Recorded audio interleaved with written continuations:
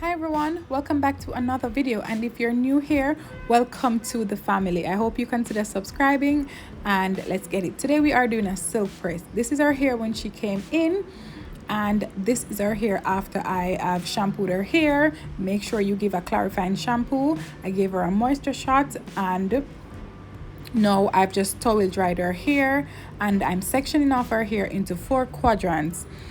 I'm doing this because I want to make sure that my product is going to be evenly distributed throughout her strands. Now I'm going in with my Redken Frizz Dismiss. Love that for frizzy curly hair. And this is my Miracle Cream Mizani by Mizani, and I'm cocktailing those two to give me the perfect finish.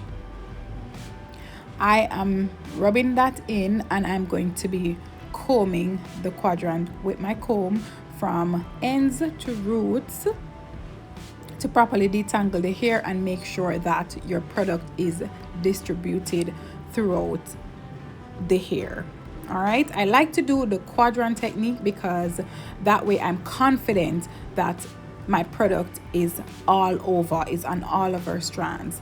Now I'm going in, I'm using the cap method because I don't want our hair to get too dry before I get too far. So I want to make sure that the cap is going to keep the moisture in her hair. And I'm going in with my favorite, one of my favorite round brushes, and I am blow drying her hair nicely. Make sure you give a little tension on that brush because as you can see, her hair shrinks a lot and she has curly hair, so you want to make sure that you are giving a little tension. And I'm just gonna go through, and as you can see, you guys, this video is in real time, so the time that it takes me to dry this one section, it's real time. That's the time it takes. So to go through all of this drying session, it took me about 45 minutes. Now you guys, I know that may seem like a long time, but your blow dry makes or break your silk press. All right, so you're going to want to make sure that your blow drying part of the silk press is up to par. You have to make sure that your client's hair is blow dried properly. You don't need to leave any moisture in the hair. You need not to leave any moisture on the scalp anywhere. Make sure that you are getting that scalp. And I know sometimes we are very concerned about burning the clients. We don't want to burn them, but you have to make sure that you are moving your blow dryer quickly so it doesn't stay on one section of the hair or on the scalp too long, because that can create damage. It can damage the hair with too much heat, and it can also burn the scalp. All right, so take your time and make sure that you're rotating the blow dryer quickly, especially when you get to the scalp. All right, so take it from me, you guys, your blow drying part of the silk press is the most important part. So you're going to want to make sure that you are taking small section for your blow drying, and you're going to make sure that the sections that you're taking, they are completely dried. All right, as you can see, you guys, I sped up the blow drying process because listen, this video would have been way too long if I didn't. So you guys, I've done with my blow drying, and this is what it's looking like. She was even saying to me, oh, come it so straight with just a blow dry. So you guys, I've allowed my flat iron, I turn on my flat iron so it can go on heating up, and I'm taking 2, as you can see, you guys, you can go back, I'm taking 2 drops of my blend of oils. And after I put it on, I realized, oh my gosh, this video is going too fast. So after I put on the 2 drops of oil, I decided that I'm going to go in with 2 drops. That is it. Now my flat iron is set on 410. I know some people will say that is too much heat, but it's not. You have a heat protectant on, that's important. So my to show you how much heat protect. Oh, I make sure that the hair is protected. My Frizz Dismiss is a heat protectant, and my Mizani is a heat protectant, and the oil that I just put on, that blend is also protecting the hair from heat damage. So make sure heat is not the enemy here, you guys. Heat is not the enemy. The enemy is the user of it. All right, so always remember that. So my flat iron is set at 410 degrees Celsius, and I am going with one pass. Sometimes I may blast the roots twice, but one pass straight through. And guys, the video is not sped up. This is real time. So just look and see how slowly I'm going through the length of the section that I'm taking, because you don't need to be going through 2 or 3 times. You just want to make sure that you are slowly going through the section you have. And it's always a good idea to keep your comb beneath the flat iron, because that helps the hair to become smoother. All right, so as you can see, I'm going one pass, and yeah, and I'm going through the entire head with the same size sections. I'm making my sections about 1/4 of an inch to 1/2 an inch. It all depends on the thickness of your client's hair. Now, if you have a finer hair client, you know you can take 1/2 of an inch for your section sizes, but with her I took about 1/4 of an inch. That works perfect with me. And I'm just going through. You guys, can you see that the amount of drops of oil that I put on her hair is literally, it makes it's so small, and that's all you need. Because if you go ahead and put more, you are going to be sorry, because it's going to be too weighed down.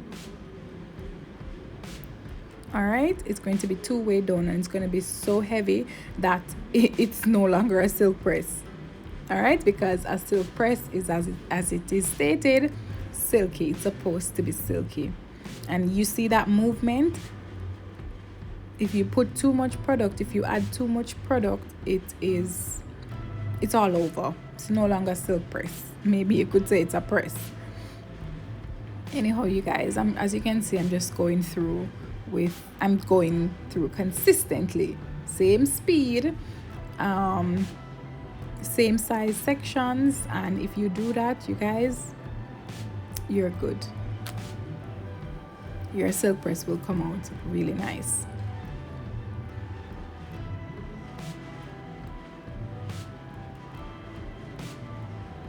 Now, you guys, this is my little technique that I use to get the hairline.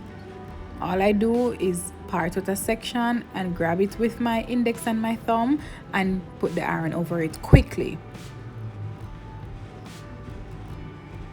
And yes, the clients, they're going to be afraid. They're going to be like, oh, you're going to burn me. But just know that you won't. Know that you are in control of the heat and the iron. So you guys, I'm done with the press, and now I'm going to go ahead and trim her hair. Now, you guys, what I did was to comb her hair flat, and I took a picture of her hair, and then she tells me where to cut.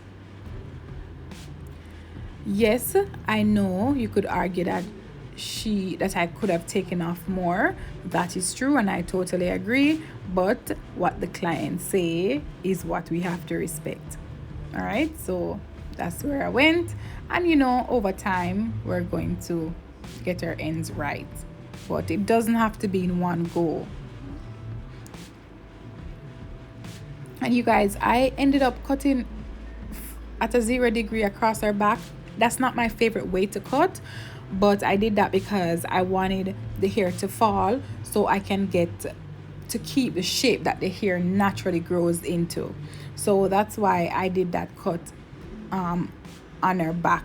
No, as you can see, I'm grabbing the hair with a little bit of elevation between my fingers, and I'm making sure that it is even. I like to do that because for me, that's the best way for me to make sure that the haircut is even. Now, as you can see, I am holding each section at a 90-degree angle. As I go up the her head, I am giving more elevation to get my 90-degree angle, and I'm just cutting her hair. I'm doing this not really because I want to add layers, but because I want to make sure that all of her ends are being properly trimmed as much as I can.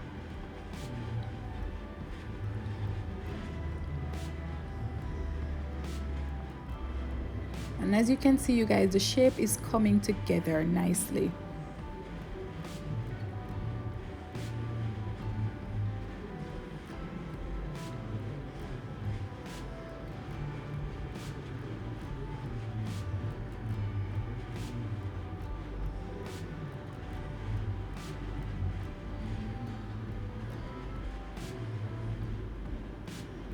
Now I like to do this horizontal type of cut because that way it helps me to make sure, double sure, that the cut is even right across the head. So I like to just grab the hair and pull it forward and check it at a horizontal angle. So everything is well set and our hair is looking healthy already. So what I'm doing is just to show you guys that the face framing that I've done is nice and even.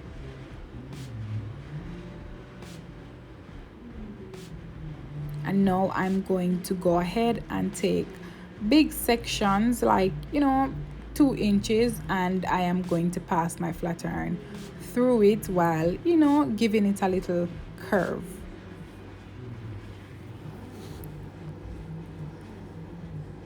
This helps to smooth the ends of the hair more than if you were just flat iron the hair bone straight, like I was doing when I was doing the press in small section. It is really wise to go straight, bone straight, whenever you're doing a press at first, and then you can go ahead and do what I'm doing now, just to give the hair a little bump and also to make it smoother. And this is it. Can you see how shiny that is? And it is moving. It is not heavy.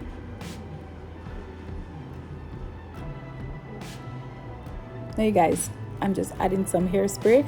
Please make sure to like the video, and if you're still here at this part of the video, thank you so much for watching the entire video. I'm so grateful. And tell me how I did with this silk press. Tell me if it is silky enough, or tell me how I did, and tell me if you would change anything. Now you guys, look at that, so shiny.